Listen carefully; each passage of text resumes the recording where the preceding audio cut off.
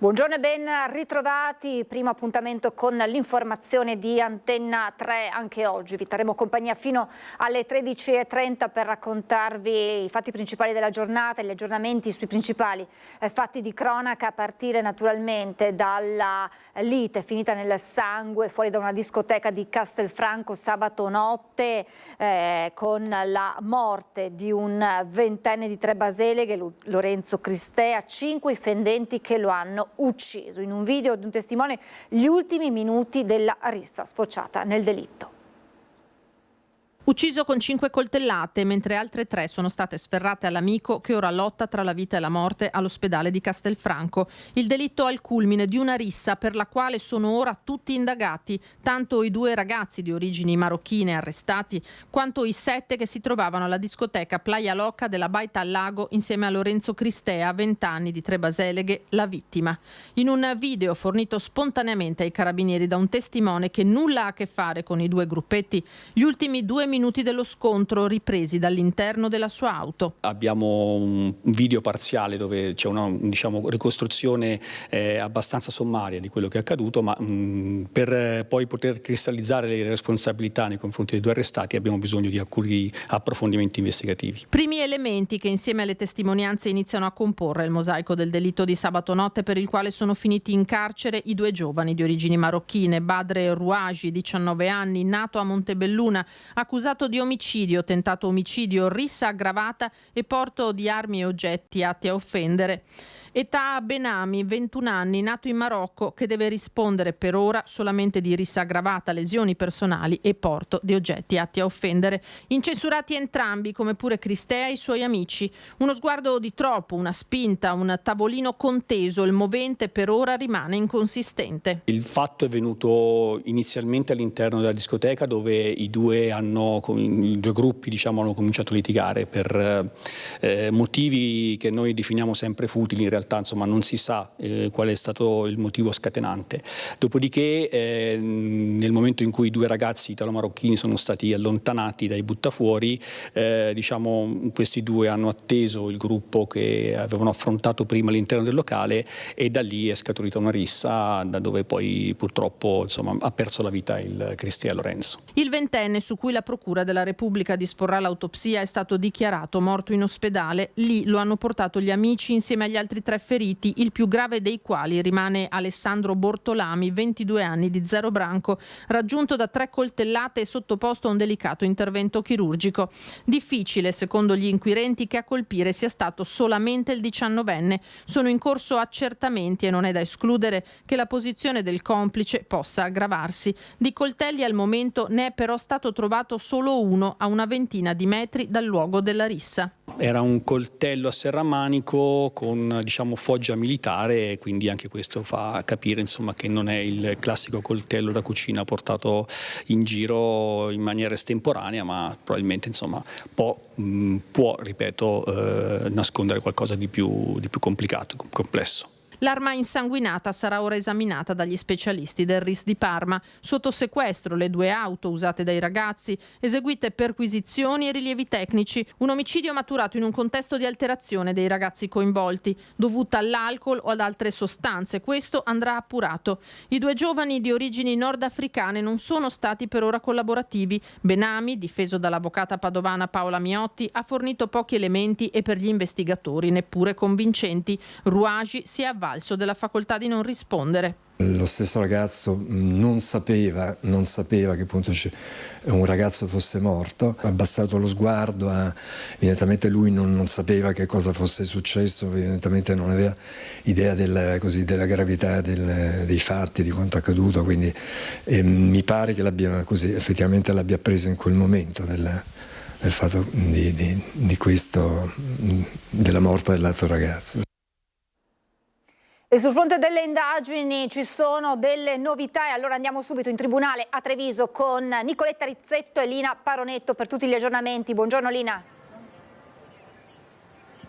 Buongiorno Francesca, sì, quello che diciamo nel servizio che abbiamo appena visto in qualche modo prevedavamo si è di fatto avverato. Avevamo detto che c'era la possibilità che si aggravasse la posizione del complice di Rugi e così è stato. La procura ha deciso di indagare entrambi i ragazzi, sia il 19enne che lo era inizialmente che il 21enne Benami per omicidio volontario in concorso aggravato dai futili motivi, tentato omicidio, lesioni volontarie, porto di coltello e oggetti atti a offendere e rissa aggravata. Quindi per entrambi c'è l'accusa di omicidio volontario, accusa alla quale non viene aggiunta la premeditazione, ci ha spiegato gli inquirenti perché non c'è il fattore temporale che la motiverebbe. Di certo questi due ragazzi hanno atteso il gruppetto di Cristea all'esterno del locale. Sappiamo che gli interrogatori di garanzia si svolgeranno nelle prossime ore, presumibilmente domani, anche se non c'erano ancora gli incartamenti pronti al momento. Il procuratore della Repubblica Marco Martani ha parlato di un'escalation giovanile naturalmente preoccupante, facendo diversi riferimenti, anche se i contesti sono molto differenti, con il delitto di via Castelmenardo dello scorso dicembre. Ha parlato di non solo un movente inconsistente, come abbiamo detto, ma di reazione completamente sproporzionata a quelli che potevano essere stati gli screzi all'interno del locale, finiti appunto con questa serie di coltellate che hanno ucciso Cristea, morto poi in ospedale di fatto dissanguato, e hanno ridotto in fin di vita Bortolami, le cui condizioni però sono in miglioramento, tanto che la mamma ha pubblicato un post sui social ancora nella serata di ieri dicendo: mio figlio è stato dichiarato fuori pericolo, quindi da questo punto di vista un sollievo. Bortolami sarà sentito appena sarà possibile. L'impressione che abbiamo è che siano proprio le dichiarazioni che via via gli inquirenti stanno raccogliendo dagli altri ragazzi, perché se i due arrestati si sono avvalsi per ora uno della facoltà di non rispondere, l'altro ha dato delle informazioni che vengono ritenute inutili e poco convincenti. Ecco, tra gli amici di Cristea invece gli altri 7 ragazzi, compresi i feriti che erano in discoteca a Castelfranco sabato notte, si cominciano a raccogliere testimonianze che formano poi il quadro complessivo. Ecco, da queste testimonianze potrebbe essere venuto fuori proprio nel pomeriggio di ieri, quando il pubblico ministero ha sentito uno dei feriti, l'elemento che delle coltellate possono essere arrivate anche dall'altro soggetto. La procura è fermamente convinta che ci siano 2 coltelli sulla scena di questo delitto, quello già recuperato che avrebbe ucciso Cristea e un altro di cui i 2 ragazzi sarebbero riusciti a liberarsi in tempo prima dell'arrivo degli inquirenti. Sostanzialmente questo per il momento. La procura chiederà la convalida dell'arresto e la custodia in carcere dei 2 soggetti ritenuti altamente pericolosi. Il procuratore Martani si è detto non solo sconcertato naturalmente dall'episodio, ma più in generale dal clima che si respira all'interno di questi gruppi giovanili. Lui diceva una sorta di senso di impunità che non ha motivo naturalmente d'essere, perché poi abbiamo sentito anche l'avvocato dell'arrestato per omicidio dire non si era reso conto di aver ucciso qualcuno, ha abbassato lo sguardo eccetera. Poi la gravità naturalmente di quello che accade dopo, al di là della morte naturalmente del ragazzo in questione, che è irreparabile, ma anche la gravità di quello a cui vanno incontro questi ragazzi evidentemente non è contemplata nel momento in cui si agisce in questa maniera. In ogni caso ci sono molte altre cose sulle quali bisognerà porre dei chiarimenti: come siano arrivati in discoteca questi ragazzi, come pensassero di andarsene a casa, mentre pare appurato ormai che i 2 gruppi non si conoscessero, che non ci fossero rapporti pregressi e che tutto sia nato effettivamente quella sera, tanto più che anche l'esame eventuale di telefoni e apparecchi del genere potrebbe risultare inutili agli inquirenti. In questo momento io direi che è tutto. Gli inquirenti stanno esaminando ancora il famoso video di cui abbiamo già parlato ieri, un video di appena 8 secondi in cui si vede però lo scontro nelle fasi più concitate tra i 2 ragazzi di origine marocchina e i 7 e gli 8 di cui faceva parte Cristea. Da una parte si vede un soggetto che tira chiaramente un fendente impugnando probabilmente un'arma e dall'altra pugni e calci. La zona però è anche poco coperta dall'illuminazione. Sappiamo che il testimone che ha girato questo video era in macchina e solo grazie ai fanali della vettura è riuscito a illuminare questa scena e a riprendere questi pochi secondi che risultano però determinanti per rimettere insieme i pezzi della dinamica di questo omicidio.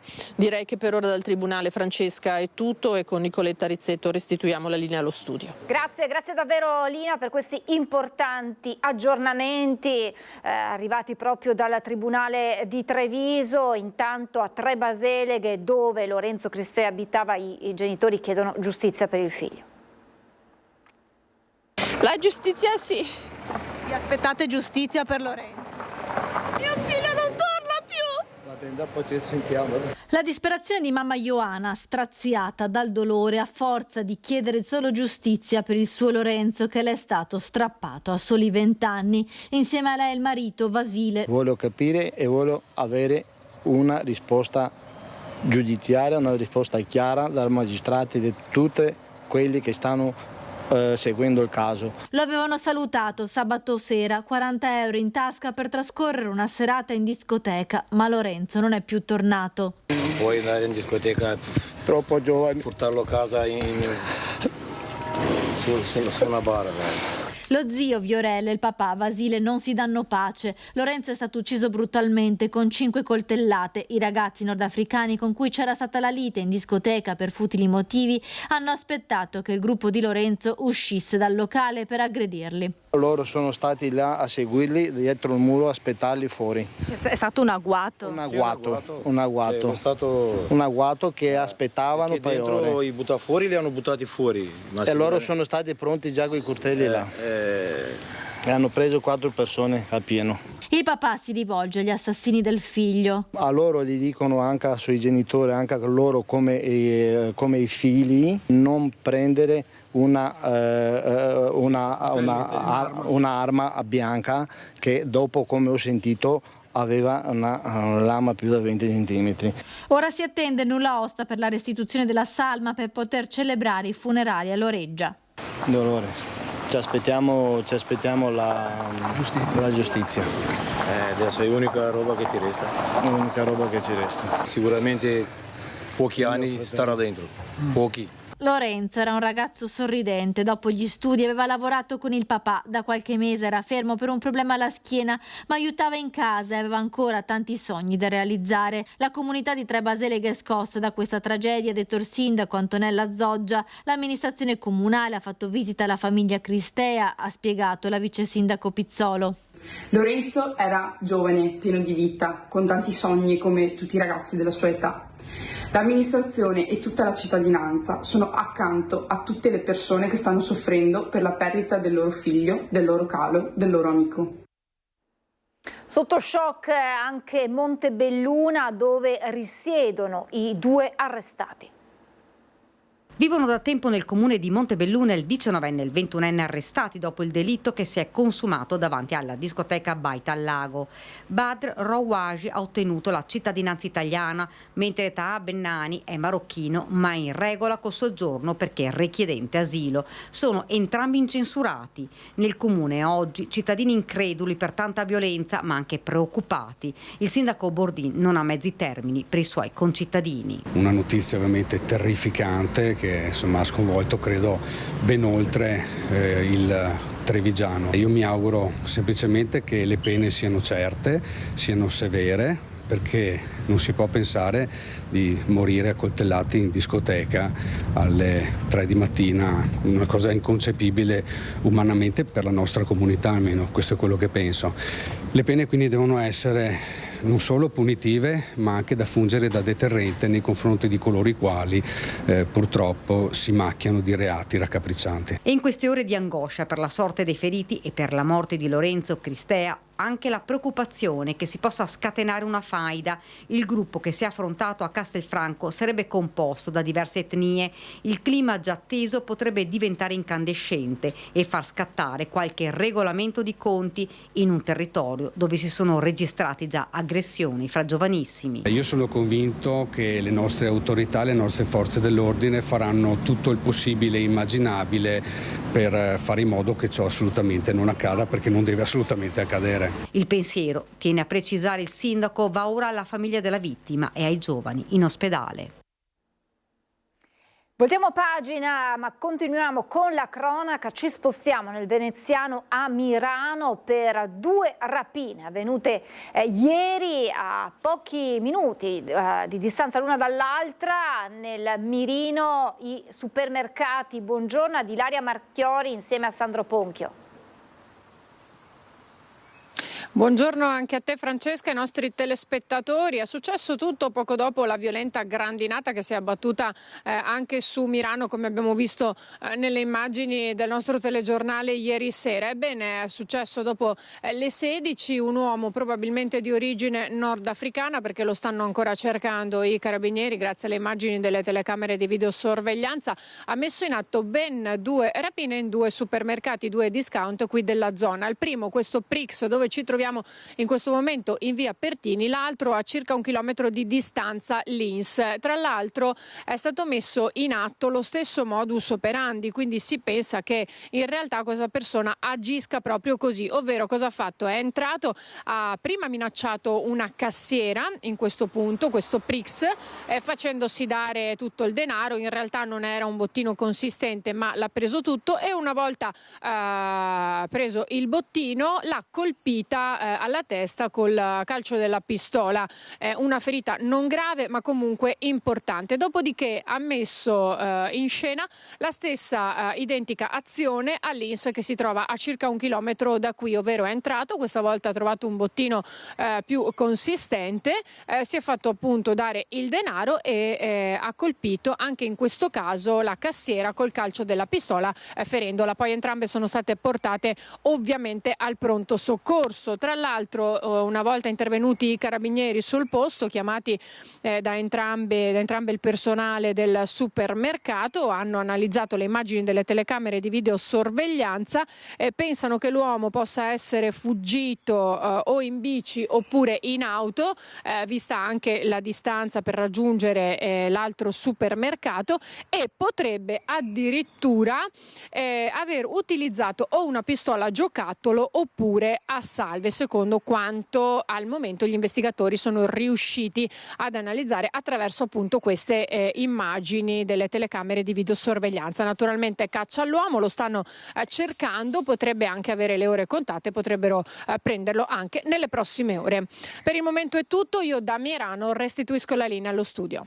Grazie davvero ad Ilaria Marchiori, grazie a Sandro Ponchio, e adesso torniamo alla bomba d'acqua, l'ondata di maltempo che ha investito, e lo ha ricordato prima Ilaria, che ha investito nel pomeriggio di ieri il Veneto, danni in diverse zone della regione. Nel Trevigiano vi abbiamo raccontato di alberi e pali del telefono caduti, problemi anche nel Vicentino con una violenta grandinata, chicchi di grandine grandi come un mandarino, ma la situazione più delicata è quella che si è verificata in una porzione dell'Alta Padovana, con la conta dei danni, con i canali osservati speciali, San Giorgio delle Pertiche soprattutto. E allora andiamo da Valentina Visentin insieme a Federico Cibotto per capire com'è la situazione oggi. Buongiorno Valentina. Sì, buongiorno Francesca, lo vedete dalle immagini appena riprese dal collega Federico Cibotto com'è la situazione dei canali. I canali sono stracolmi di acqua, sono a pelo della strada, dell'asfalto, l'acqua non defluisce e questa è la preoccupazione maggiore, perché se nelle prossime ore, così come è previsto, ci saranno ancora temporali, i canali andranno ancora già in sofferenza, la loro situazione dunque peggiorerà e le strade potrebbero tornare ad allagarsi. È questo insomma la preoccupazione maggiore qui a San Giorgio delle Pertiche. Noi siamo nella frazione di Cavino, dove ieri sera si è concentrata la perturbazione, il violento nubifragio che ha colpito soprattutto i comuni di San Giorgio delle Pertiche e Campodarsego. Per esempio invece nella vicina Vigo d'Arzare non ci sono stati così tanti allagamenti come si sono verificati in queste zone. Qui i canali sono andati subito in sofferenza nonostante il Muson ricevesse acqua, ma questo vi dà la misura di quanta pioggia è caduta in pochi minuti. Nonostante il fiume Muson ricevesse l'acqua, i canali erano comunque colmi della pioggia, dell'ingente quantità di pioggia caduta in pochi minuti. Un evento eccezionale, lo ha detto il sindaco Daniele Canella, che aveva subito provveduto a chiudere alcune strade, anche questa dove mi trovo in questo momento, che è una strada di confine, ma in alcune zone come per esempio via Lardon, dove c'era passaggio di auto, 15 automobilisti sono rimasti incastrati a causa della pioggia, sono stati soccorsi dai vigili del fuoco.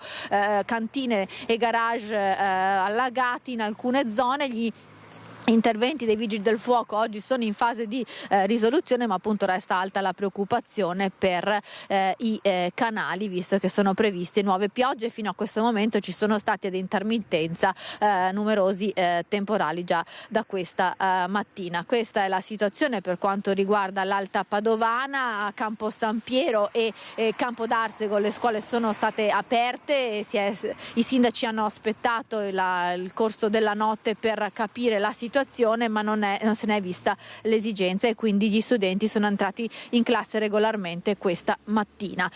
Io vi lascio con le immagini che sta riprendendo adesso in questo momento il collega Federico Cibotto e con il servizio realizzato da Mirko Cavallin, con le interviste raccolte ieri sera da Vanessa Banzato, che era qui sul posto nei momenti cruciali del temporale. È cominciato a piovere verso le 3 e sempre di più, acqua e siamo trovati così. Praticamente la casa allagata? Sì, casa, soggiorno, cucina, tutto allagato, sì, 5 cm di acqua dappertutto e niente. Ma è la prima volta che succede una cosa del genere? È proprio la prima, è già successo una decina di anni fa, la stessa cosa. Vabbè. Danni? Danni mobili, solito, insomma, quello che c'è per terra, divano, frigo, insomma, solito. Certo è che c'è preoccupazione. Insomma sì, perché se ogni volta che piove 2 ore ci troviamo in queste condizioni, insomma, un po' preoccupante la cosa, no? La conferma su quanto avvenuto tra Campodarsego e San Giorgio delle Pertiche nel pomeriggio di lunedì 5 maggio arriva anche dai dati dell'ARPAV. Il grafico certifica un accumulo che alla mezzanotte aveva superato i 100 mm, con il picco più alto tra le 16 e le 18. Alle 4 è iniziato a piovere, anche a grandinare, e è stata una bomba d'acqua.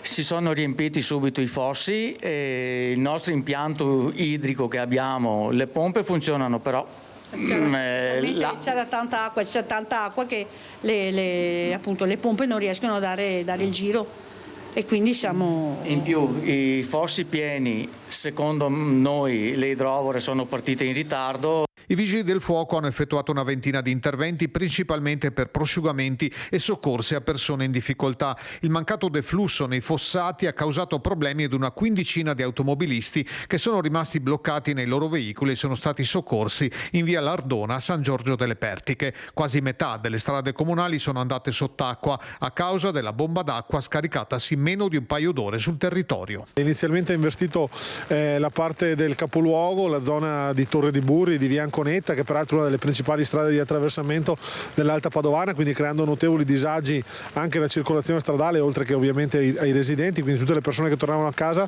Purtroppo la situazione è drammatica per via di moltissima acqua che è caduta nella fascia oraria del tardo pomeriggio. In pochissimo tempo?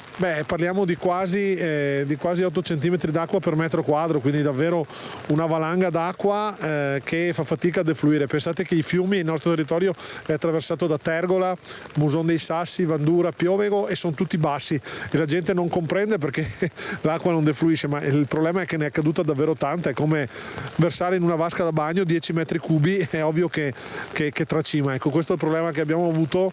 Un grazie grande alla Protezione Civile di Campo San Piero, di San Giorgio, che si sono attivati e sono venuti. Restiamo nel padovano, minacce ai genitori che gli negano soldi per la droga. Arrestato un 22enne a Padova, in passato il giovane era già stato allontanato dalla famiglia e aveva anche aggredito i poliziotti. Era diventato l'incubo dei suoi genitori, li perseguitava con continue richieste di denaro, soldi che utilizzava per comprare droga. Minacce e pedinamenti che già avevano portato ad una denuncia e all'allontanamento da casa del giovane 22enne padovano che è stato arrestato domenica. Il ragazzo infatti, nonostante i provvedimenti, continuava a presentarsi dai genitori minacciandoli, pedinandoli, arrivando anche ad aggredirli mandandoli in ospedale. La coppia di 60enni ormai viveva un incubo in un perenne stato di ansia e timore per la propria incolumità. Il figlio 22enne aveva comportamenti sempre più aggressivi dovuti all'abuso di droga. Durante uno dei tanti interventi della polizia lo scorso settembre aveva minacciato di morte gli agenti. Vi taglio la gola, non state tranquilli quando siete nelle vostre case, vi faccio come hanno fatto in Germania, aveva urlato il ragazzo ai poliziotti. Un'escalation di violenza ma anche di richieste sempre più pressanti di denaro via messaggi e con continue telefonate. Il ragazzo, quando era minorenne, aveva già avuto una denuncia per maltrattamenti in famiglia. Il giudice ha così disposto l'arresto non solo per i maltrattamenti ma anche per stalking e lesioni gravi nei confronti dei genitori. Il cadavere di un uomo è stato recuperato dal canale San Massimo di Padova. A dare l'allarme un passante intorno alle 6:30 di questa mattina. Sul posto, all'incrocio tra via San Massimo e via Cornaro, a pochi passi dall'obitorio, sono subito arrivate le forze dell'ordine insieme ai vigili del fuoco che si sono occupati di recuperare dall'acqua del canale interno l'uomo senza vita e al momento ancora senza nome. Sul corpo, dopo un primo esame, non risultano segni che facciano pensare ad una morte violenta. Sono in corso gli accertamenti per dare un nome alla vittima, capire da quanto tempo si trovasse in acqua e soprattutto studiare nel dettaglio le cause che hanno portato al decesso. Fioccano le segnalazioni di cittadini con tanto di video di tossici che si bucano anche nelle piazze centrali e storiche di Vicenza, come Piazza Matteotti davanti a Palazzo Chiericati, considerata la porta della città che conduce in Corso Palladio, fenomeno che riguarda anche altre aree della città. Per noi Daniele Garbini e Simone Squarcina hanno raccolto la voce di Giulia Gennaro, dirigente di Fratelli d'Italia di Vicenza. Piazza Matteotti, ci troviamo sotto Palazzo Chiericati, sotto il colonnato di questo centro culturale importante, il centro di Vicenza, con me Giulia Gennaro, dirigente provinciale di Fratelli d'Italia. Buongiorno. E siamo qui per parlare del degrado della droga, spaccio, soprattutto consumo di droga. Continuano a ripetersi i fatti e segnalazioni di cittadini che proprio attestano anche con documenti, video e in foto il ritrovamento di siringhe, di materiale lasciato da tossicodipendenti e soprattutto immagini proprio che ormai non facciano più scandalo, proprio di tossicodipendenti che si stanno drogando proprio alla luce del sole. Uno di questi risale a domenica, vero Giulia Gennaro? Ecco, lei è stata testimone. Esatto, sì, domenica mattina proprio presto, quando c'era il culmine di passaggio delle famiglie con bambini, c'era un tossico proprio qui vicino al colonnato che si stava iniettando dell'eroina. Ecco, un episodio che è stato anche riportato da cittadini, di cui lei purtroppo è testimone anche di altri episodi. Ricordiamo quello per esempio di Piazza San Lorenzo, dove c'erano i genitori indignati per il ritrovamento delle siringhe, ma anche di altri episodi. È un problema che non è più isolato, è un problema diffuso a Vicenza. No, in realtà è un problema che prende tutta la parte del centro storico, ma anche dei quartieri, perché ci sono stati dei ritrovamenti anche ieri nel parcheggio di Viale Criccoli di un'altra siringa che mi è stata segnalata da un'infermiera dell'ospedale, e le ho detto di chiamare subito la polizia locale per venirla a recuperare. Ecco, per due di cronache abbiamo ricevuto anche la segnalazione di altri cittadini dalla parte opposta di Corso Palladio, ci riferiamo in Contrada Portanova dietro i Giardini Salvi, dove è una zona dove stabilmente ormai i tossicodipendenti si appartano proprio per consumare le dosi di stupefacente. Anche lì commercianti e residenti sono indignati. Questa volta proprio è arrivato un video di due persone proprio sedute sui gradini che si stanno proprio facendo proprio incuranti dei bambini, soprattutto ricordiamo lì è una zona anche di passaggio di studenti che vanno a scuola, di genitori e nonni con i bambini proprio davanti a questo episodio. Non è più tollerabile, lo dicono in tanti e lo dice anche Giulia Gennaro, ma in questo caso cosa si può fare? Che il problema è complesso, ma sembra che sia impossibile intervenire al di là di una vigilanza magari superiore delle forze dell'ordine. Non ci sono gli strumenti per poter frenare almeno questo comportamento? No, in realtà purtroppo non c'è neanche la cultura nel nostro paese di intervenire in primis a livello sociale, perché il problema sociale poi scaturisce sempre e comunque in un problema di sicurezza. Faccio l'esempio di Milano. A Milano hanno investito soldi sia comunali che regionali in unità speciali che vanno proprio ad assistere questi tossici nel loro percorso magari di recupero o percorso comunque di accompagnamento, in modo che non vadano ad arrecare danno ai cittadini per bene. Quindi faccio un semplice esempio. Ci sono questi peer supporter, si chiamano proprio così, sono delle persone che sono uscite da un percorso di dipendenza, di malattia mentale o altro, di problematiche comunque gravi, che sono riusciti a venirne fuori e che danno un primo approccio a questi tossici e questi tossicodipendenti e vanno a cercare di convincerli a entrare anche loro in progetti di recupero. Questa secondo me dovrebbe essere la strada primaria, prima ancora di pensare a mettere delle ulteriori forze dell'ordine in campo, perché in realtà poi il poliziotto, la polizia locale può arrivare fino a un certo punto. Dopo il crollo avvenuto negli scorsi mesi all'interno della scuola primaria Pascoli di Bassano, la Procura della Repubblica ha aperto un'inchiesta. Ferdinando Garavello ha sentito per noi il sindaco Nicola Finco. A fine gennaio c'è stato un crollo all'interno della scuola Pascoli, l'abbiamo raccontato nei nostri telegiornali, si è staccato un pezzo di soffitto, pare che un ragazzino sia rimasto ferito in modo comunque molto lieve. Gli studenti, gli scolari, tutti sono stati spostati adesso all'interno del tribunale in attesa anche di avere notizie su questo versante. La scuola è chiusa, ma la novità delle ultime ore è che c'è un fascicolo in procura, si indaga per capire che cosa sia successo. I carabinieri sono già venuti in municipio a chiedere la documentazione, ma ci spiega che cosa sta accadendo il sindaco di Bassano, Nicola Finco. Sì, nei giorni scorsi la Procura proprio ha chiesto agli uffici tecnici tutta la documentazione in merito alla scuola Pascoli. Noi ovviamente abbiamo fornito la massima collaborazione, abbiamo dato tutti gli incartamenti necessari, poi nel pomeriggio hanno fatto anche una perizia all'interno della stessa scuola e in queste ore ovviamente stanno esaminando tutta la documentazione che noi gli abbiamo fornito. Resta da capire con un patrimonio scolastico di una città come Bassano, ma questo potrebbe riguardare qualsiasi sindaco di una città media o grande del Veneto, con tutti i rischi che ci sono, che cosa si può fare e soprattutto cosa volete fare voi con la Pascoli a questo punto?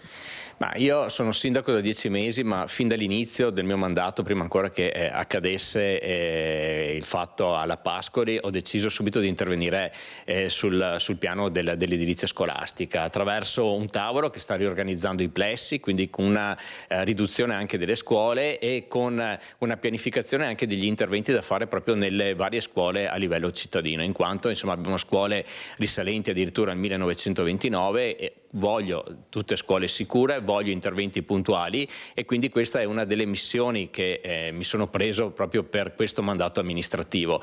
E su questo ci stiamo lavorando, abbiamo in programma anche la realizzazione della nuova scuola Canova a sud di Bassano, quindi sul settore dell'edilizia scolastica stiamo facendo un grande lavoro. Ovviamente in 10 mesi non è che possiamo fare miracoli, però è uno dei punti saldi del mio mandato amministrativo.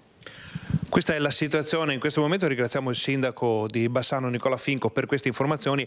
Ovviamente la faccenda proseguirà e terremo aggiornati i nostri telespettatori. E noi ci fermiamo per la pubblicità. A tra poco.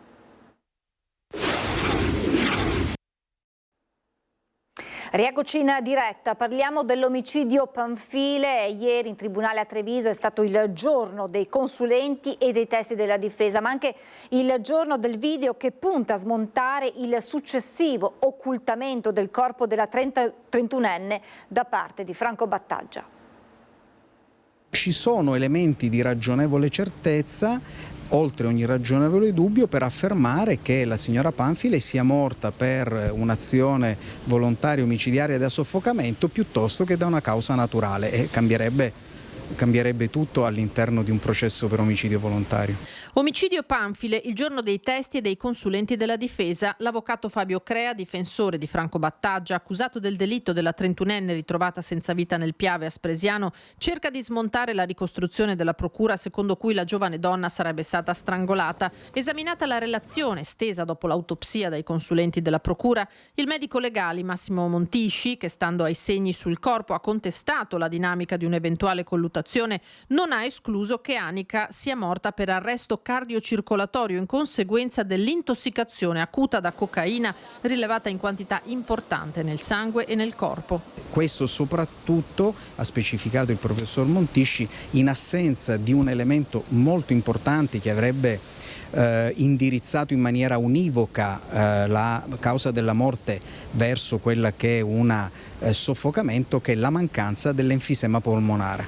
La difesa ha cercato di dimostrare con un esperimento pratico di cui è stato mostrato in aula il video che un uomo dell'età e della statura di Battaglia non avrebbe potuto arrotolare in un tappeto il corpo di Anica, alta e robusta, e caricarlo sul pick-up per poi andarlo a gettare nel Piave. Vai.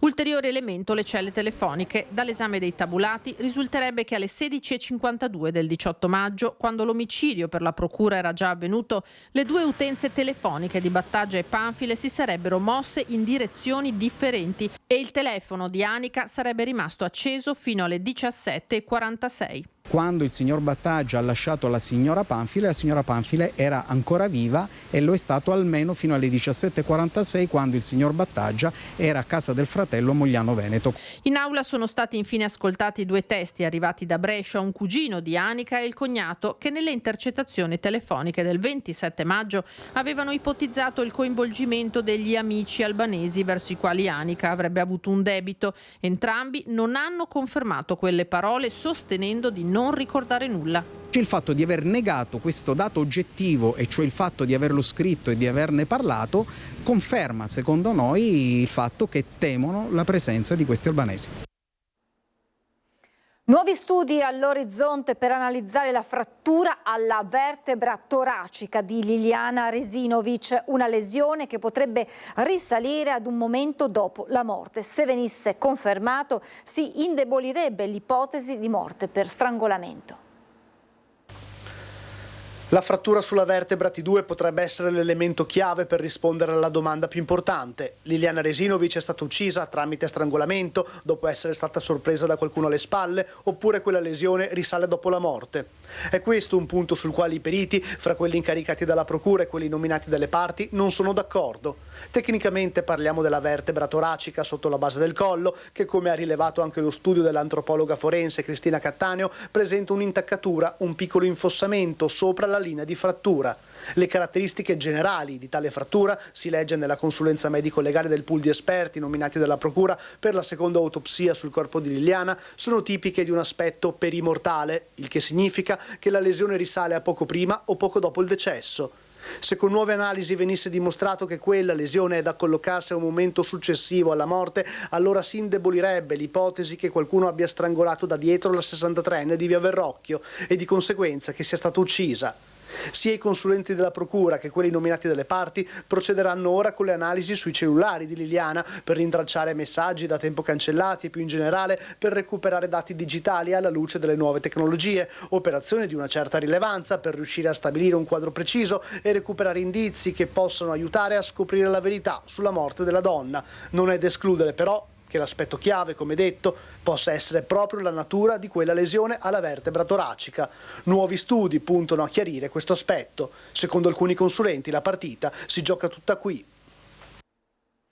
Tragedia sul lavoro ieri nel Vicentino in un'azienda di Brendola. A perdere la vita durante il turno un operaio di 58 anni. L'uomo è finito incastrato in un macchinario per la produzione di cavi elettrici.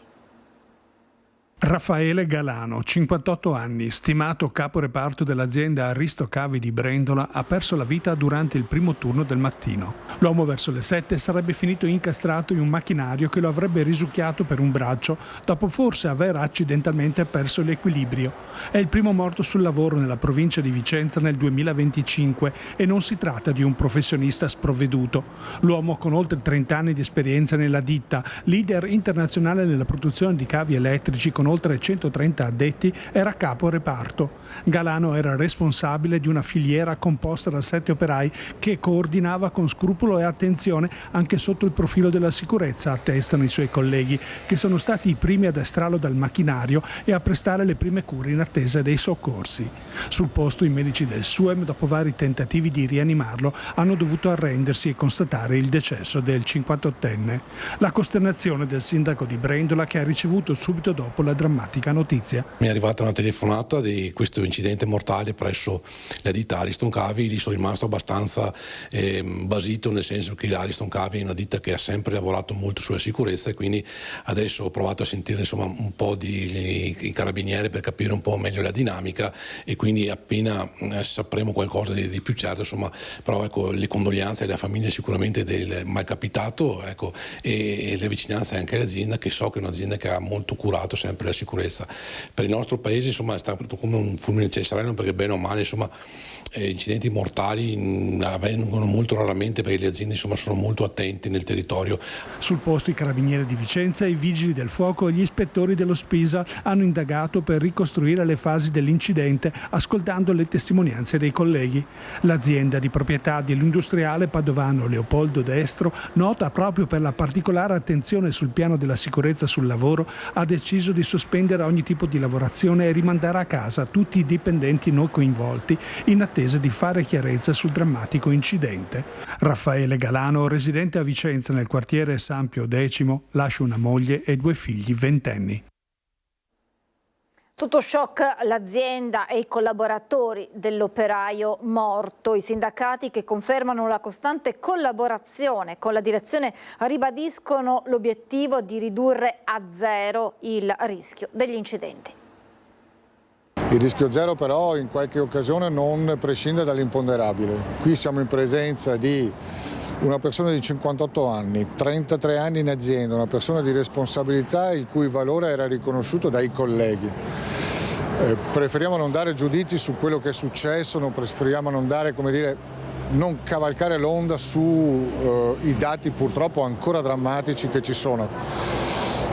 Perché in questo momento ovviamente c'è ancora un'indagine, c'è ancora lo Spisa all'interno che sta verificando che cosa è successo.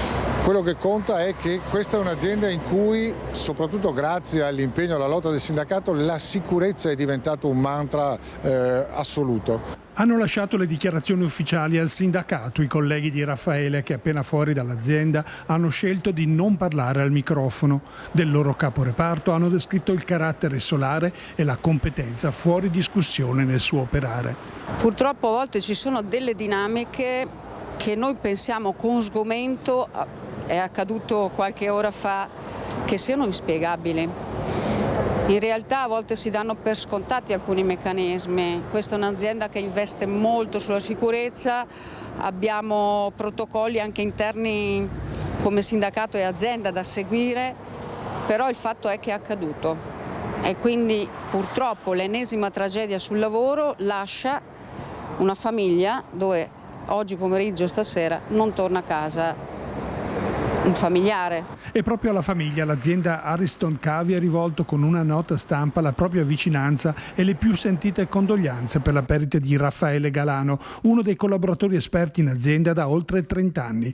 Alle autorità competenti la direzione costernata ha offerto massima collaborazione, sospendendo la produzione e mettendo subito a disposizione degli inquirenti i colleghi del 58enne. La prima reazione è stata di assoluto sgomento. Io trovo estremamente serio da parte dell'azienda aver preferito rinunciare alla giornata di produzione, mandare a casa quei lavoratori e farli rientrare domani o dopodomani. Credo che sia, come dire, l'esempio più classico del fatto che insieme dobbiamo lavorare per capire che cosa è successo e insieme dovremo continuare a lavorare per evitare che si possa ripetere. Sfregio in Prato della Valle a Padova, dove una panchina è stata vandalizzata a colpi di piccone. Ho il sospetto che più che un atto vandalico intenzionale sia qualcuno che stava tentando di rubare una bicicletta, perché non si spiega tecnicamente, come dire, perché uno deve andare lì con un martello, aggredisce una statua, no? Lì probabilmente stavano rompendo qualcosa, probabilmente un lucchetto. Il danneggiamento di una panchina in Prato della Valle a Padova non sarebbe un atto vandalico, ma il risultato di un maldestro tentativo di rompere un lucchetto usando la seduta di marmo come base. Questa la tesi dell'assessore alla cultura del comune Andrea Colasio dopo i primi sopralluoghi dei tecnici. Quel che è certo è l'amarezza per uno sfregio nel salotto buono della città. È un reato penale, ma è denotativo di una totale e assoluta mancanza di cultura civica, come dire.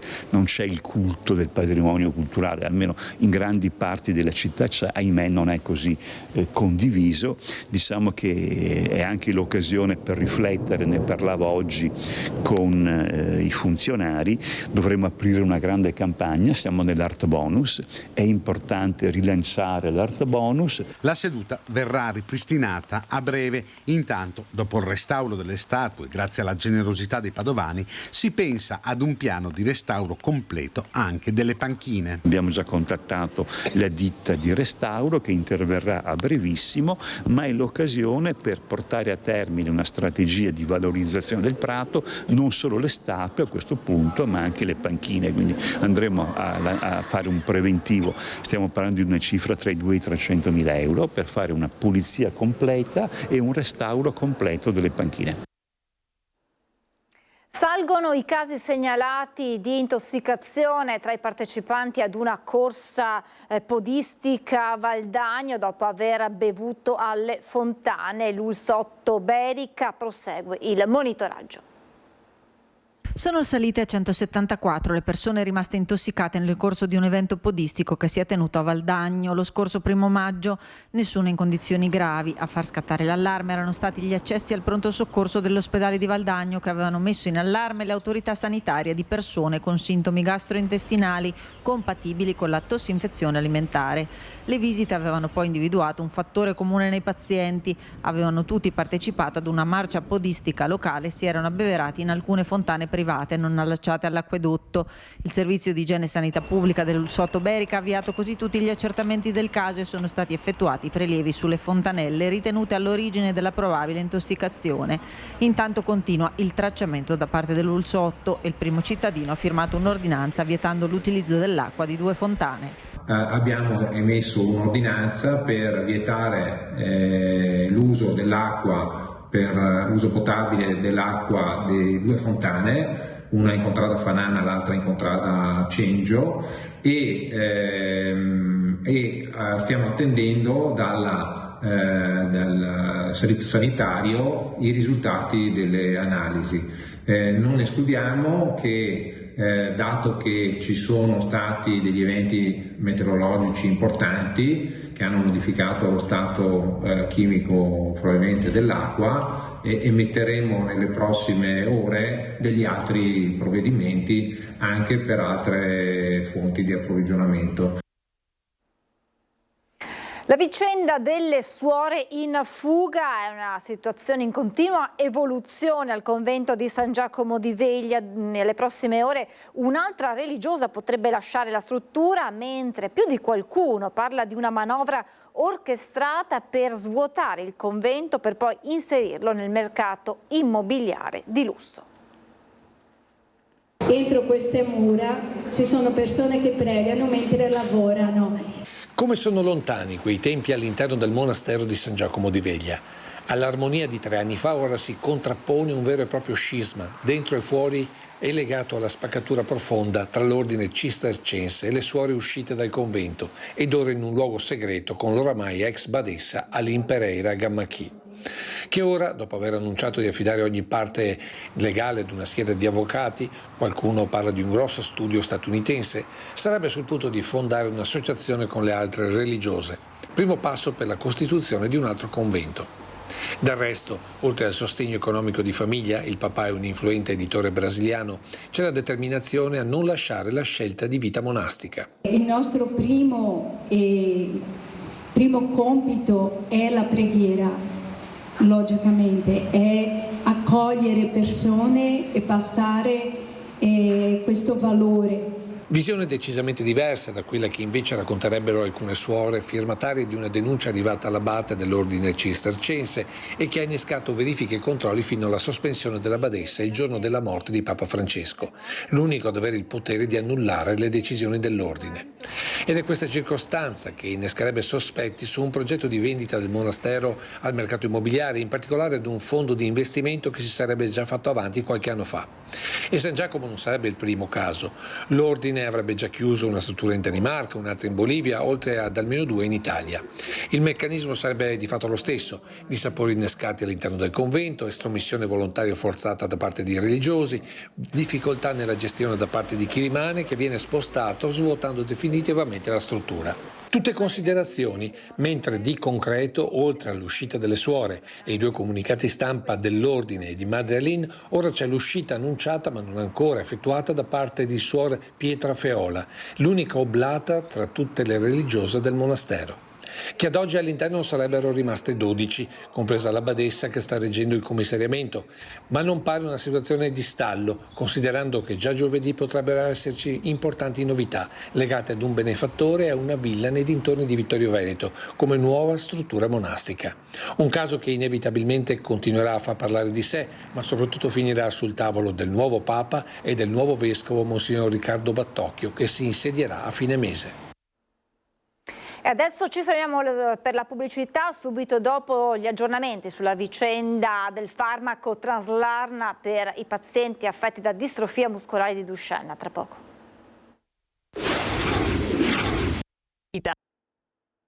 Rieccoci in diretta, saluto subito e ringrazio per essere di nuovo qui con noi Elena Semenzato. Buongiorno Elena, presidente dell'associazione Duchenne Research and Advocacy, ma per noi è mamma di Leonardo, uno degli 800 pazienti europei affetti da distrofia muscolare di Duchenne. Buongiorno Elena e grazie per essere con noi. Buongiorno, grazie a voi. Allora, con Elena abbiamo seguito passo dopo passo quella che è una vera e propria odissea di queste famiglie che chiedono semplicemente che il farmaco, l'unico farmaco al momento a disposizione per questi pazienti, possa continuare a restare a disposizione per la terapia. Faccio un breve riassunto Elena e mi fermi se ometto qualcosa o faccio degli errori. Allora, Translarna è al momento sul mercato con approvazione condizionata. Cosa significa? Che per l'approvazione definitiva il CHMP ente di EMA aspettava di vedere i risultati di quella che è una sorta di sperimentazione degli effetti che questo farmaco ha sui pazienti, effetti che le famiglie, i pazienti ma anche un gruppo di luminari, di sanitari vedono e hanno diciamo così documentato, perché lo ricordiamo come anche i medici Elena abbiano scritto delle lettere a EMA per chiedere che il farmaco resti sul mercato. EMA però almeno 3 volte, forse mi sono persa qualche stop, ha bloccato l'approvazione definitiva di Traslarna e diciamo che la doccia fredda per le famiglie è arrivato lo scorso 28 marzo quando la Commissione europea alla quale si erano rivolti queste famiglie ha ratificato il parere del CHMP impedendo dunque la continuità terapeutica. A questo punto, Elena, però non vi siete fermati e avete fatto quello che avevate annunciato di voler fare. Esatto, allora una specifica solo, sono arrivati 4 pareri negativi di CHMP e noi siamo andati avanti e la scorsa settimana, grazie ai nostri avvocati, abbiamo deposto un ricorso direttamente presso la Corte di Giustizia. Quindi adesso stiamo aspettando di avere un riscontro e come appunto avevamo preannunciato, noi famiglie siamo andati avanti. È l'ultima spiaggia, Elena? Sì, noi volevamo andare fino in fondo perché comunque ci sentiamo vittime di una profonda ingiustizia e quindi lo dovevamo ai nostri ragazzi, dovevamo comunque provarle tutte. E adesso speriamo che tutta la fatica porti al risultato tanto sperato. Voi vi siete riuniti anche in associazione di cui lei è presidente per essere ancora più forti di fronte alla Corte di Giustizia, ma in generale in questa battaglia che state portando avanti.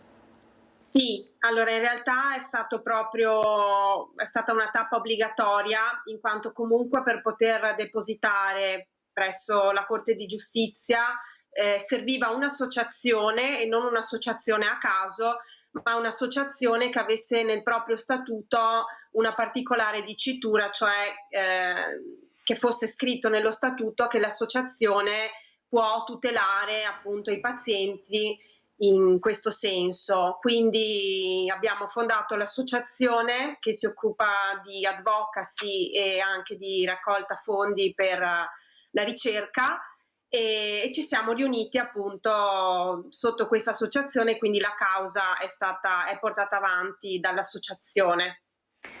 Elena, io ho detto che Traslarna, ho sottolineato come Traslarna sia al momento l'unico farmaco che, lo ricordiamo, non guarisce dalla malattia ma rallenta in modo significativo quelli che sono gli effetti della distrofia muscolare di Duchenne.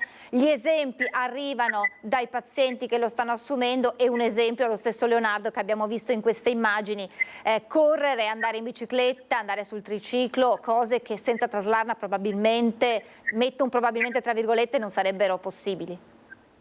Esatto, sì, ci sono bambini che non riescono nemmeno a pedalare, quindi nostro figlio adesso ha 7 anni e vediamo ancora dei miglioramenti nonostante appunto abbia già compiuto 7 anni. Quindi sì, rimanere adesso scoperti senza niente, perché ricordiamo che al momento noi non abbiamo alternative. Attualmente farmaci appunto non ce ne sono, ne arriveranno però non sappiamo quando e non sappiamo se nostro figlio potrebbe avere degli effetti collaterali, perché appunto c'è anche questo problema che Traslarna è un farmaco che praticamente non ha mai dato ai pazienti effetti collaterali. E gli altri farmaci sono sempre un rischio, cioè finché non si provano non si sa se il paziente, come il paziente tollera il trattamento.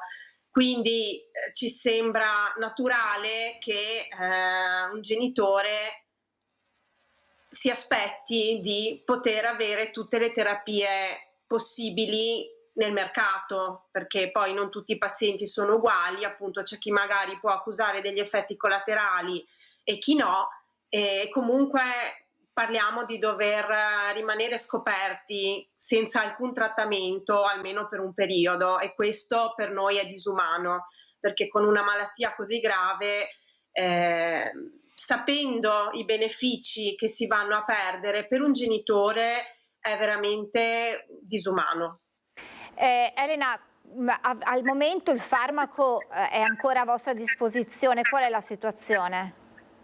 Allora, stiamo andando avanti con le scorte che non sono tante perché comunque all'ospedale ci danno scorte per un mese, quindi al momento io ho ancora a disposizione bustine fino circa al 20-22 maggio, quindi parliamo proprio di settimane ormai, e sappiamo che verso metà mese dovremmo avere in teoria già un riscontro dalla Corte di Giustizia, quindi incrociamo le dita e speriamo che nostro figlio non resti appunto scoperto.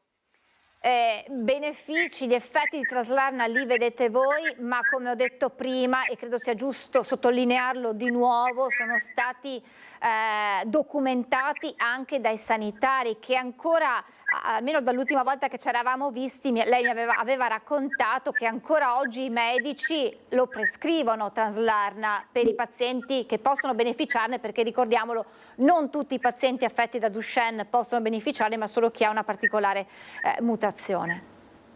Sì, esatto. Nonostante tutto, i medici hanno continuato nei mesi passati a prescriverlo anche a nuovi pazienti. Ecco, ci tengo a specificare che anche negli studi clinici si è visto che i pazienti che assumono Traslarna stanno meglio. Però il problema è sempre stato che la differenza tra chi lo assume e chi non lo assume non era così statisticamente significativa, però nonostante tutto appunto negli studi clinici anche lì ci sono dei risultati migliori negli test motori per i pazienti che assumono il farmaco.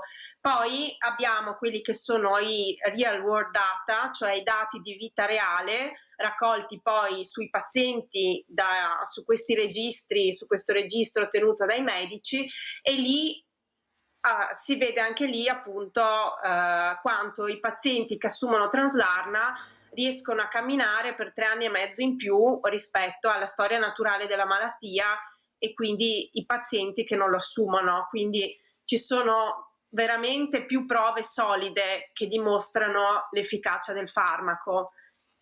Quindi noi stiamo lottando come associazione proprio per cercare di anche far cambiare approccio all'Agenzia del Farmaco, cioè noi speriamo che questo possa diventare un precedente per far capire che questi criteri non vanno bene per questa malattia, quindi di come siano necessari dei criteri specifici che non penalizzino i pazienti.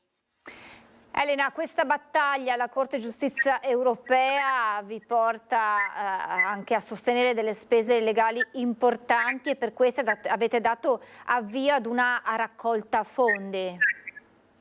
Sì, esatto, la situazione è a dir poco surreale, perché sembra impossibile come famiglie che già si ritrovano con un figlio con questa patologia debbano lottare per l'unico farmaco che il proprio figlio può prendere, e in più si ritrovino anche a dover sostenere delle spese legali importanti, perché comunque abbiamo adesso lanciato una raccolta fondi e l'obiettivo che ci siamo dati è quello dei 60.000 euro, perché all'incirca questa è la cifra che tutte le famiglie insieme, perché per fortuna siamo tanti, dovremo sostenere, però stiamo ricevendo veramente molto supporto. Abbiamo raccolto più di 10.000 euro in una settimana grazie alla piattaforma di GoFundMe, e come associazione appunto abbiamo lanciato questa raccolta fondi perché riteniamo sia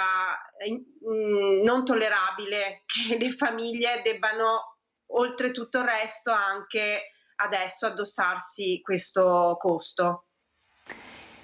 Elena, è una lunga battaglia che state portando avanti. Lei ha detto che verso metà mese potrebbe esserci già delle novità dalla Corte di Giustizia. Sì, noi ci aspettiamo attorno ai giorni dopo il 15 del mese.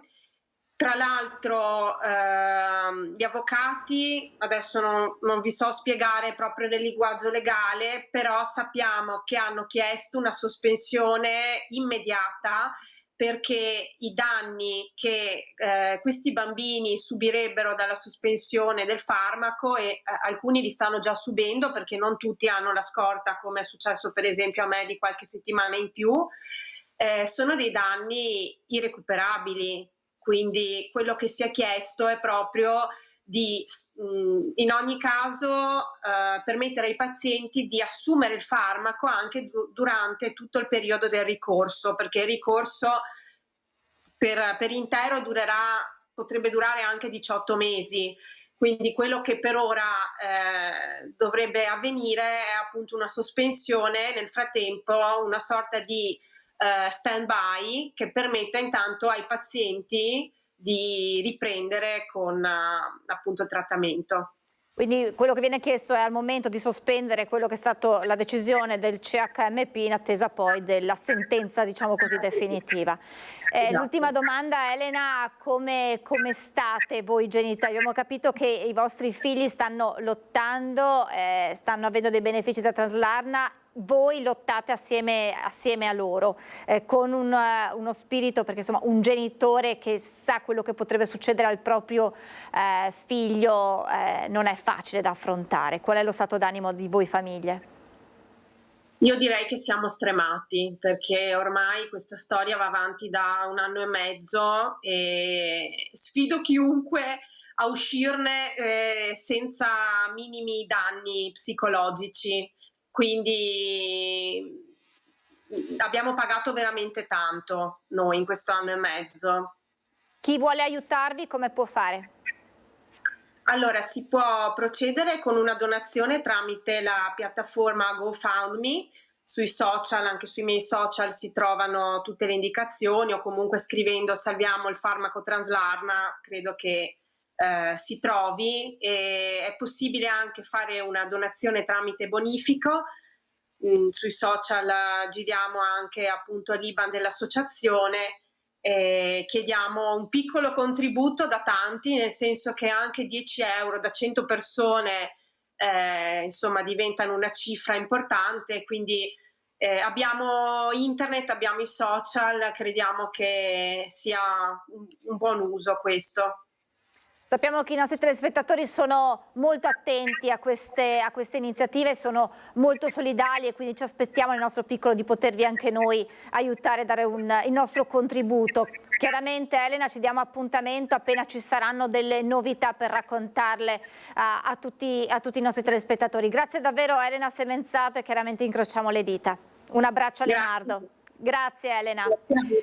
E queste insomma erano le novità assolutamente da raccontare per quanto riguarda la lotta di queste famiglie, 800 famiglie europee che chiedono semplicemente che i propri figli possano continuare ad assumere questo farmaco che insomma, dà loro la possibilità di continuare a vivere in condizioni di vita buone alla luce insomma, della malattia di cui sono affetti, e vedremo quali saranno le decisioni da qui ai prossimi giorni che prenderà la Corte di Giustizia europea. E noi continuiamo con le notizie. Ieri sarebbe stato il compleanno di Giulia Cecchettin all'Università di Padova. C'è stata la cerimonia di conferimento dei premi di laurea in memoria della giovane, i riconoscimenti a 3 giovani laureate che hanno ricevuto il premio dall'Ordine degli Psicologi del Veneto, e c'era anche Papagino.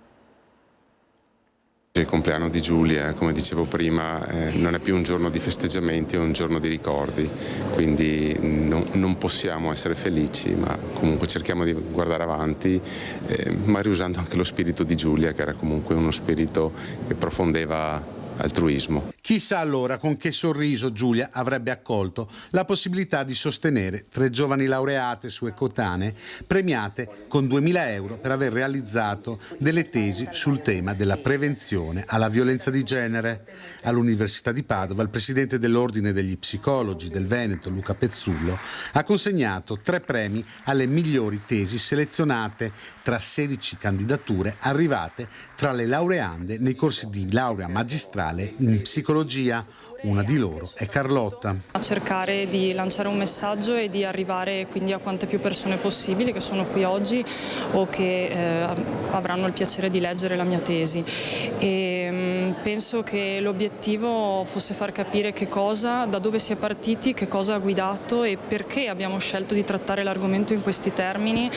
Credo fosse importante trasmettere questo in questo contesto. Le tesi sono state scelte perché non solo riflettevano sul tema della violenza di genere, ma avevano anche una ricaduta concreta con la possibilità di fornire strumenti operativi per contrastare un fenomeno che non accenna a diminuire. Io o i componenti del comitato scientifico della Fondazione siamo sempre attenti ad elementi che ci possono dare qualche spunto per poter andare avanti nel progetto della Fondazione. Se fosse possibile, ben volentieri. 5 studentesse laureate con il massimo dei voti in ingegneria biomedica, la stessa facoltà frequentata da Giulia Cecchettin, hanno ricevuto una borsa di studio di 1.000 euro finanziata da Invitalia. Vogliamo in questo momento, oltre che ricordarla, dare l'opportunità a tante donne di entrare in contatto con noi, perché vogliamo proporre quello che è l'obiettivo del PNRR, ossia quello di aiutare le donne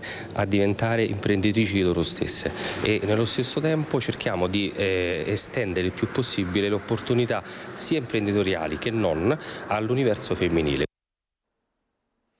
Un aggiornamento di cronaca che arriva da Treviso e che vi do proprio in questo momento. Nell'ambito di intensificazione dell'attività di contrasto ai reati predatori, la polizia ha denunciato un giovane classe 2005, già aggravato da precedenti specifici, presunto responsabile di una rapina commessa in strada nel quartiere di San Liberale. Siamo a Treviso. L'attività di indagine della squadra mobile, coordinata dalla Procura della Repubblica presso il Tribunale di Treviso, ha avuto origine dai fatti accaduti lo scorso 24 marzo, quando un uomo aveva sorpreso un giovane a bordo del monopattino elettrico che gli era stato rubato alcuni mesi prima. La vittima, che si trovava in compagnia della figlia, si era avvicinata al ventenne per scattargli una foto e rivendicare la proprietà del mezzo. Il giovane, però, di tutta risposta, lo ha prima minacciato di cancellare le immagini e poi lo ha colpito con un pugno alla mano, rapinandolo del cellulare, uno smartphone del valore di circa 800 euro.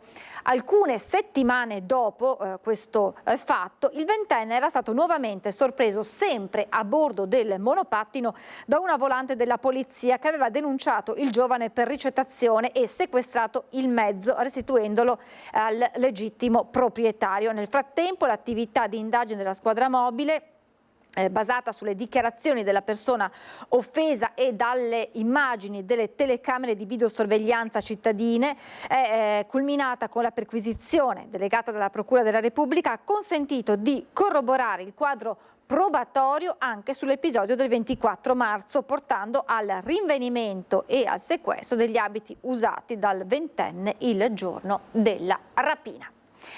C'è un piano economico che mette nero su bianco i costi dello sliding center olimpico e in prospettiva rischiano di essere un vero e proprio salasso per le casse del comune di Cortina. Si aggira attorno ai 13 milioni di euro in 20 anni il disavanzo di gestione dello sliding center di Cortina, poco più di 638 mila euro l'anno. L'ha messo nero su bianco KPMG Advisory, la società milanese che ha redatto il piano economico dell'impianto per conto della Regione Veneto e del Comune di Cortina. Neppure l'ipotesi di affittare 9 appartamenti ricavati all'ex panificio e all'ex mercato riuscirà ad annullare il debito e non deve trarre in inganno lo stanziamento della Regione di 3 milioni di euro per sostenere la fase di avvio dell'impianto nel primo triennio fino al 2027, dedicati esclusivamente all'acquisto degli allestimenti e delle prime forniture e non al ripianamento delle perdite d'esercizio. Su questi numeri bisognerà ragionare nel post Olimpiadi. Il presidente Zaia è ottimista. È una pista anche utilizzabile dai cittadini che non sanno nulla di bob, skeleton e gettino, perché con il tutor, quindi con un tutore, si può scendere e noi vorremmo utilizzarla anche d'estate. Gli introiti più consistenti, quelli per uso uso agonistico, sponsor e fisi si aggirano a poco più di 400.000 euro l'anno, 100.000 per l'uso turistico. L'obiettivo è quello di ridurre al minimo il contributo pubblico per mantenere la nuova Eugenio Monti, dove in questi giorni si sta lavorando per la realizzazione della copertura dell'impianto. È una pista iconica, lo è architettonicamente, lo è sportivamente, lo è ingegneristicamente, ma lo è anche perché è l'ultima pista che è stata realizzata, questo l'ho detto anche il CIO, quindi è una pista che ha tanti valori in sé. È un'alleanza che coinvolge anche comitati e associazioni di maestre. Marghera, quella che i No Grandi Navi lanciano da Venezia, un'unione per opporsi a quei progetti che dicono trasformerebbero la città e la laguna in un'enorme infrastruttura turistica. Tutti questi piccoli progetti fanno parte di una visione unitaria di sfruttare l'economia turistica a Venezia, dagli inceneritori, gli scavi per riportare le grandi navi, il progetto dei terminal del Montiron o di Punta San Giuliano e andando avanti, passando anche tra l'altro per l'annoso problema del moto ondoso che da anni non viene affrontato. Uscite dal bacino di San Marco e dal canale della Giudecca, le grandi navi tornano a Venezia lungo altri percorsi ed il ritorno in grande stile della croceristica in laguna è probabilmente solo la punta dell'iceberg di una tendenza molto più estesa, perché dall'assemblea organizzata dai No Grandi Navi e i magazzini del Sale delle Zattere, associazioni e comitati sono usciti rafforzati nella convinzione che oramai quasi tutti i progetti che riguardano Venezia e dintorni convergano sulla definitiva trasformazione della città e della sua gronda lagunare in una grande unica infrastruttura a servizio del turismo.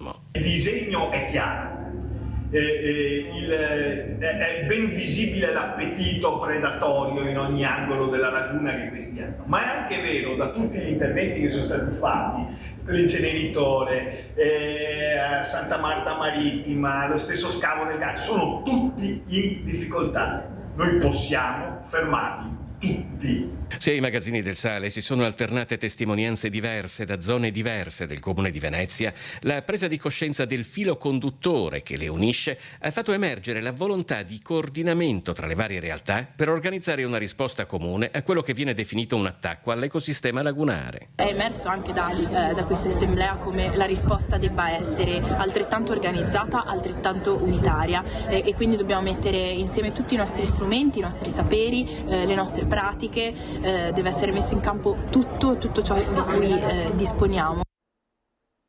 Andiamo a Vicenza con la tutela di Parco Querini. Per l'assessore Spiller la presenza degli animali è un elemento che mette a rischio la sicurezza dello storico parco cittadino.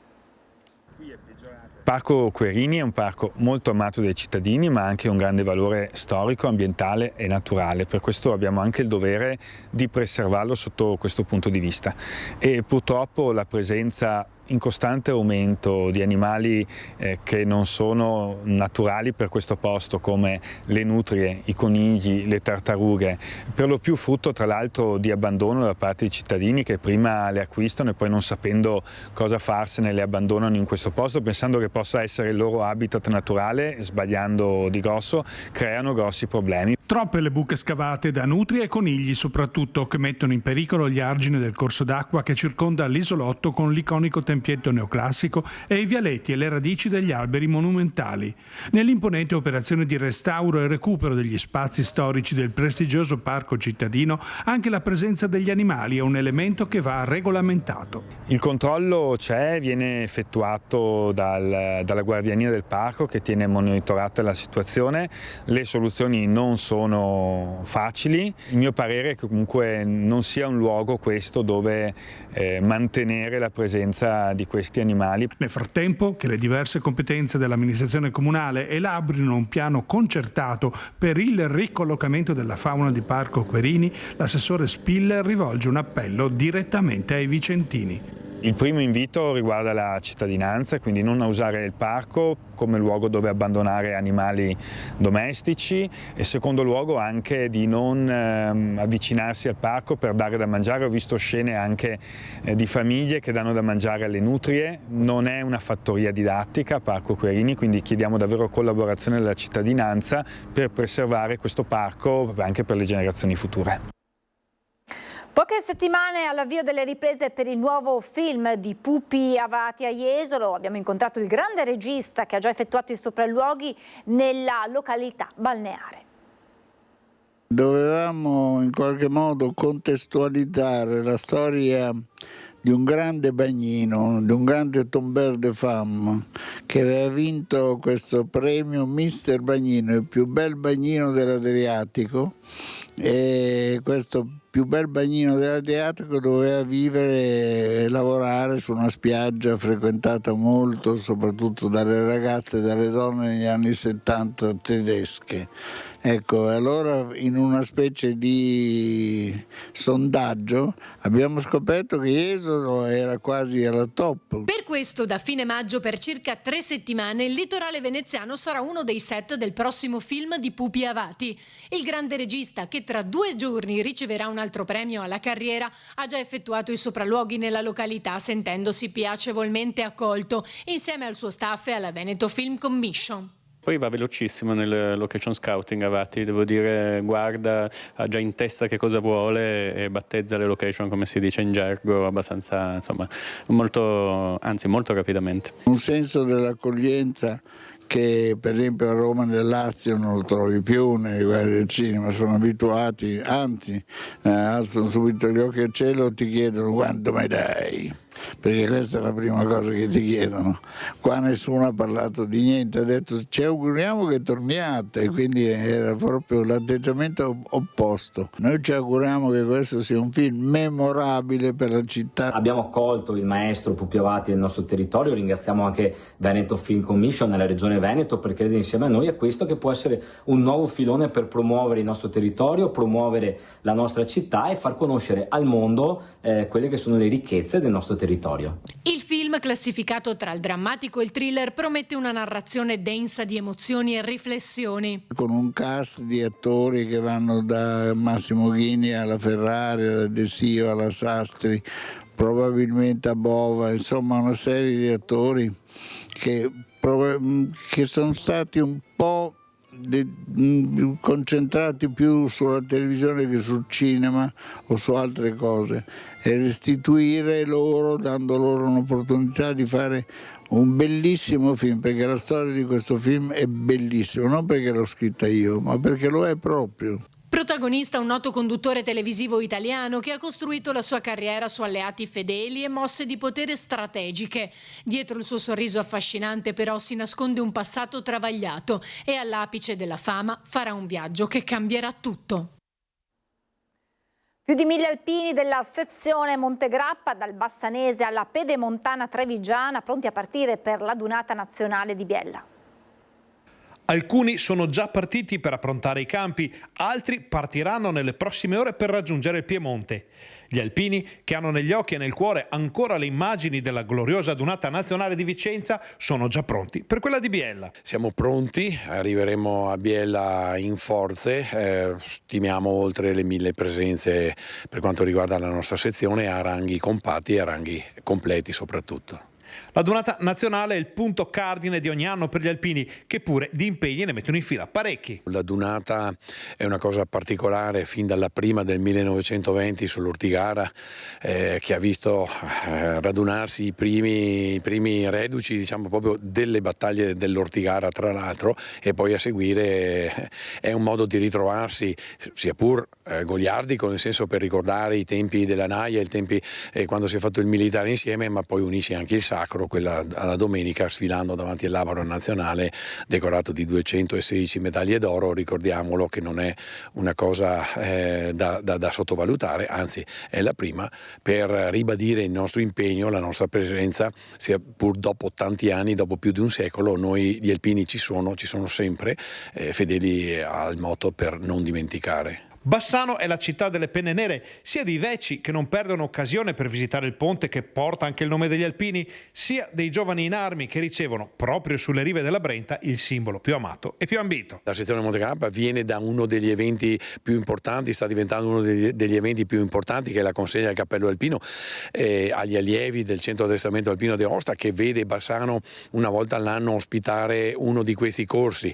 Perciò noi abbiamo appena finito una cosa, siamo già pronti per un'altra.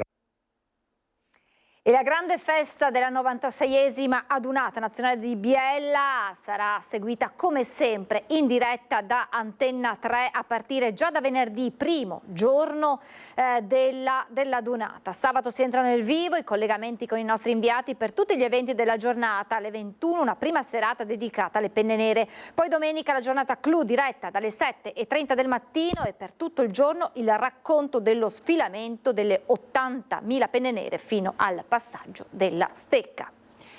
Mentre questa sera torna puntuale a partire dalle 21 in diretta Ring, gli ospiti Stefano Valdegamberi del gruppo misto, Paolo Galeano del Partito Democratico, Francesco Rucco di Fratelli d'Italia, Erika Baldin del Movimento 5 Stelle, Luciano Sandonà della Lega e il giornalista Pio Dallacin. E poi torneremo a parlare del mistero del monastero di San Giacomo di Veglia, della fuga delle monache con Marco Prefetto dell'organizzazione religiosa Silere Non Possum.